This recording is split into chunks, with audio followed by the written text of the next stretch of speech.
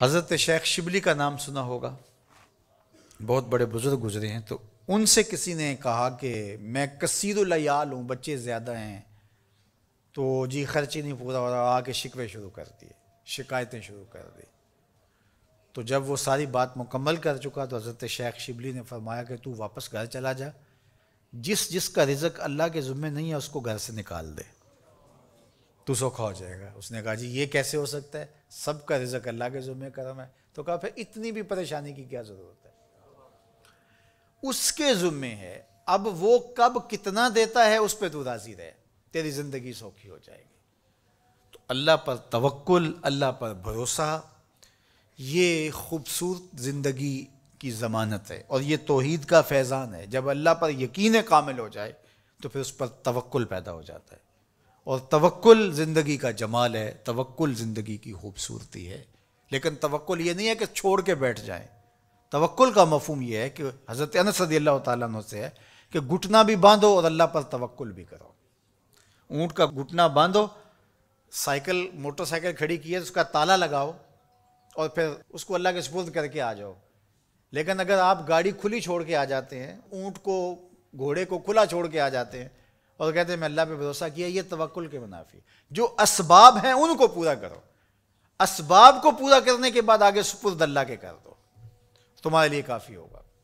اور حضور کا ایک فرمان سنیے، آقا کریم نے ارشاد فرمایا کہ جو شخص گھر سے نکلتے ہوئے یہ دعا پڑھے، بسم اللہ توکلت علی اللہ ولا حول ولا قوت الا باللہ، مختصر دعا ہے، تو حضور نے ارشاد فرمایا اللہ کی طرف سے اس کو یہ جواب دیا جاتا ہے کہ تجھے ہدایت عطا کر دی گئی اور تیری کفالت کر لی گئی، تیرا اللہ کفیل ہو گیا، اور تجھے ہر شر سے بچا لیا گیا، اور شیطان کو تیرے راستوں سے ہٹا دیا گیا۔ کام کیا کرنا ہے؟ بسم اللہ توکلت علی اللہ ولا حول ولا قوت الا باللہ، یہ گھر سے نکلتے ہوئے پڑھ لیں گے تو انشاءاللہ حضور علیہ الصلوۃ والسلام کا جو فرمان ہے اس کے ہم مصداق بن جائیں گے، اور اللہ کی رحمتوں کے حصار میں آ جائیں گے، شیطانوں سے بچ بچ کے چلیں گے۔ گلی اور بازاروں کے اندر شیطانوں کی بھیڑ بھی ہوگی لیکن ہم سے نہیں ٹکرا سکیں گے، ہٹا دیے جائیں گے، کیونکہ یہ ضمانت ہمارے حضور نے ہمیں دی ہے۔ تو اللہ پر توکل، اللہ پر بھروسہ، یہ مومن کی زندگی ہے۔ کام کریں، گھٹنے باندھیں، سب کچھ کریں، لیکن بھروسہ اللہ پہ۔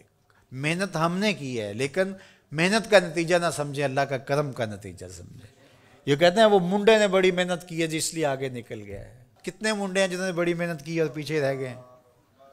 جی یہ بندہ جو ہے وہ یہ بڑا زبردست تھا اس لیے آگے چلا گیا، اور زبردستی کے فوائد تو ضرور ہوتے ہیں، لیکن آپ اپنے کاموں کو منسوب اپنی طرف نہ کرو، اللہ کی طرف کرو۔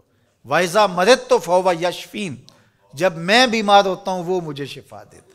بیماری کی نسبت اپنی طرف، شفا کی نسبت اللہ تعالیٰ کی طرف۔ تو یہ نہیں کہ منڈے نے بڑا کام کر دکھایا، نہیں، اللہ کے سپرد۔ اور میں تو کہتا ہوں کہ اپنے کام اللہ کے سپرد کرو۔ کسی کے اوپر جب ہم توقع رکھتے ہیں تو ہماری توقع قدم قدم پہ ٹوٹتی ہے۔ اللہ پہ توکل کرو، دنیا پہ توقع نہ رکھو۔ ٹھیک ہے اسباب بہم پہنچاؤ، کوشش کرو، لیکن نتیجہ سب کچھ اللہ کے سپرد رکھو، انشاءاللہ خیر ہوگی، بہتر ہوگی۔ پھر مایوسی بھی نہیں ہوگی۔ جب توقع ہی لوگوں پر نہیں ہوگی تو توقع ٹوٹے گی نہیں، توقع ہوگی نہیں تو ٹوٹے گی کیسے؟